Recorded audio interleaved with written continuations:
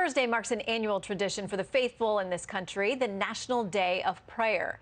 And the event this year will include a specific time of prayer for Ukraine. Joining me to talk about what else is on the agenda for this year and maybe a little bit about Mothers and Daughters of the Bible Speak is National Day of Prayer Task Force President Kathy Branzell. Great to have you with us, Kathy. Hey, Shannon. Good to be with you. Okay, so I thought this was interesting. We have a Marist Deseret News survey on how people are doing and how much they pray. These were across the board. The average American said 53% of them said they pray every single day. 22% said not at all.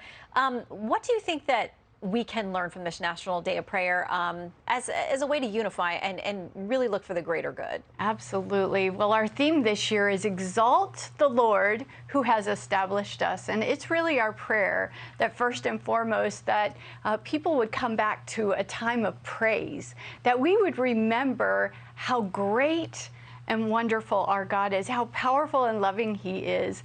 And with that, that it's not just a run in and tell God, here's how you can make me happy today, here's my to-do list for you, but we would stop and we would praise Him and we would thank Him. But then we would remember, just as the author Ian Bounds reminds us, that our prayers project our faith on God and God on the world. And so we're not just making a wish upon a star or throwing a penny in a well, that we are actually speaking to the Creator of heaven and earth who can actually do something about all that concerns us. And this has been going on for decades. It's actually by law. Give us a little history about it, because it's one of the few things in Washington we like to see that brings all kinds of people from all kinds of backgrounds and parties and everything else together. Yes, so in 1952, the Reverend Billy Graham stood on the steps of the Capitol just over here, and he challenged Congress and the President to call for a National Day of Prayer every single year. Well, Congress took him seriously, and in just a few weeks, they voted unanimously for the resolution, and President Truman signed it into law.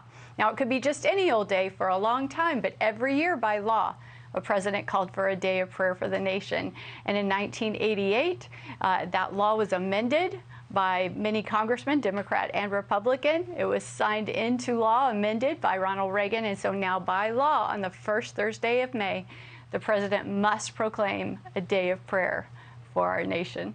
You know, you were kind enough to mention that you've read my latest book, Mothers and Daughters of the Bible Speak, and I talk about prayer in there a lot. I think in the context of mamas praying over their unborn babies or their kids once they're here, and the sleepless nights of worrying about your children.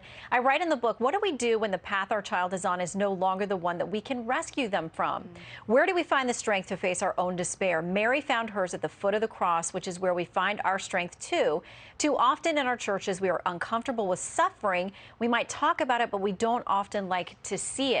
This idea that we have to be honest with each other about when we're struggling, and people we may not even know. I know you all are going to have a special time of prayer for the people of Ukraine as well this year. Absolutely, and there's nothing better than a prayer partner.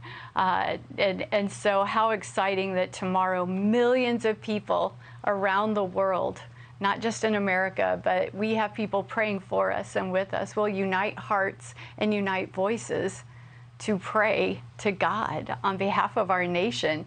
And I loved your book, and I was so appreciated that you ended every chapter in prayer, because prayer is caught, not taught. When the disciples came to Jesus and said, teach us to pray, He prayed, our Father who art in heaven.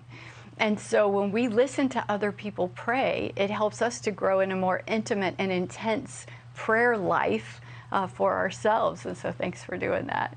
Yeah, and we're told in the scripture where two or more are gathered in His name, I mean, He is there. So I know tomorrow this effort that you're leading will be a great encouragement to people around the world at a time when hopefully we can set down our differences and be bonded in praying for the greater good and for unity and for resolution to our many challenges and problems.